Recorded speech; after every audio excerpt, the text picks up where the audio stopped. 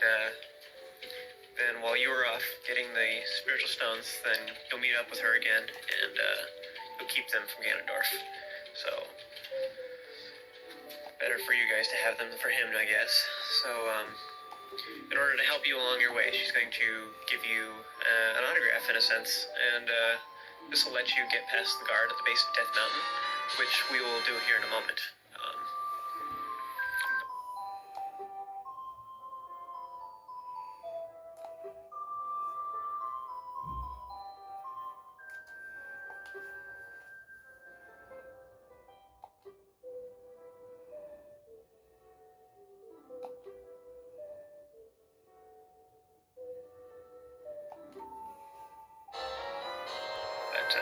Otherwise he won't let you pass the gate. So anyways, once you have that item, then you can continue talking to Zelda if you like, but she just tells you to get going. So head towards the exit, and you'll be stopped by Impa, who is Zelda's nursemaid, or rather her bodyguard, who takes care of her. She's kind of like an aunt, sort of. But she's a ninja, in a sense, for this game. But in any case, she will tell you that she believes in Zelda and her visions, and so she's on your side. And she will then teach you your first song, which is Zelda's Lullaby. And this song is used mainly to prove that you are being sent by the princess, and so all the other leaders of the other races and stuff will hear the song, and they'll let you into their areas and stuff like that. And so basically the other thing it's for is whenever you see a Triforce symbol on the ground, you want to play the song. So you'll be using this repeatedly throughout the entire game. So she'll play the song, and then you want to hit the C buttons right afterwards. So once you do it successfully, then you will learn the song. The other cool thing that this song does is you can slash up signs, and they'll get chopped up.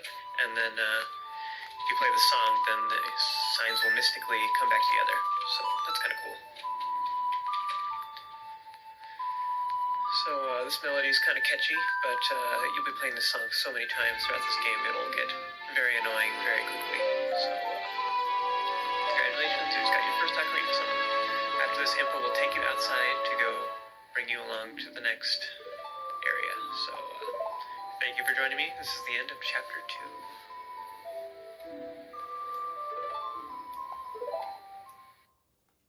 2. Coca-Cola and the Premier League have a new challenge. Guess the goals. 33 goals this week, I reckon. Scam for you.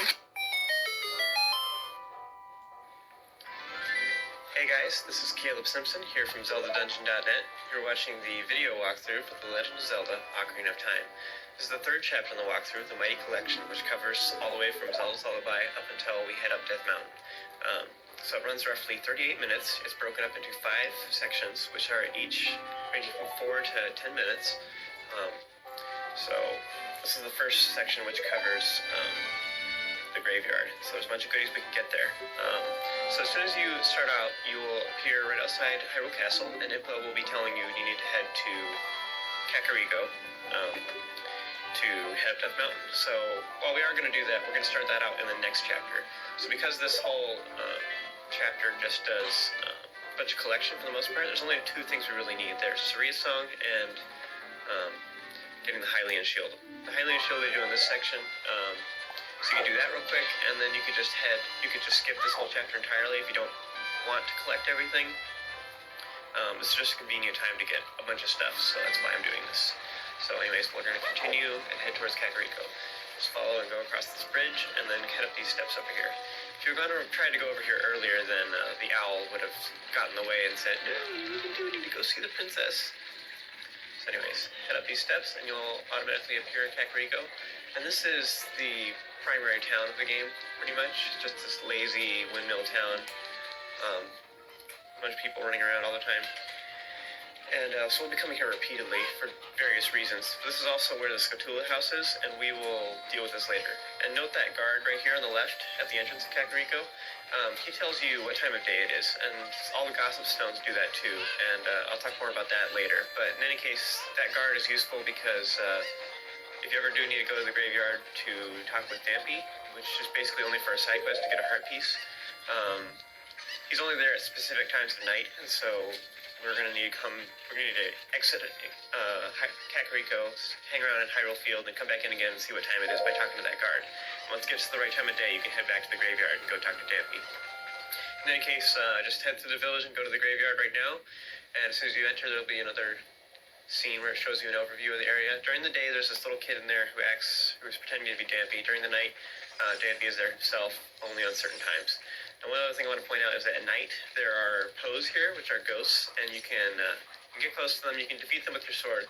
If you Z-target them, they will go invisible for a bit, and then you can just wait around, hold up your shield, and wait for their lantern to hit you, and then they'll turn back visible again, smack them, and then you repeat the whole process.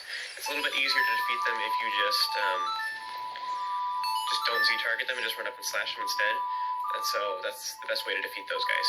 Now run forward to the back of the area, and then you'll see there's a Triforce symbol in front of the big grave. So what you want to do is you want to stand on top of it, and then you want to whip out your Ocarina and then play Zelda's Lullaby, which is, if you notice, on your N64 controller is in the shape of a Triforce. So, what a quick thing. So this will cause lightning and a thunderstorm, and lightning will hit the big grave and cause a hole to open. So just jump down inside, and it's kind of tricky to do. You might find it easier to just kind of flop over the side and then press A to drop down. And what I do here, it took me a couple tries.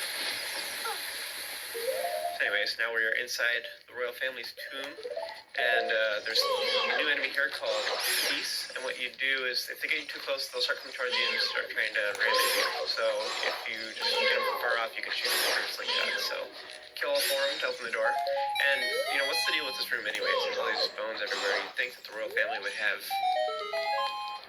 like a fancy tomb or something.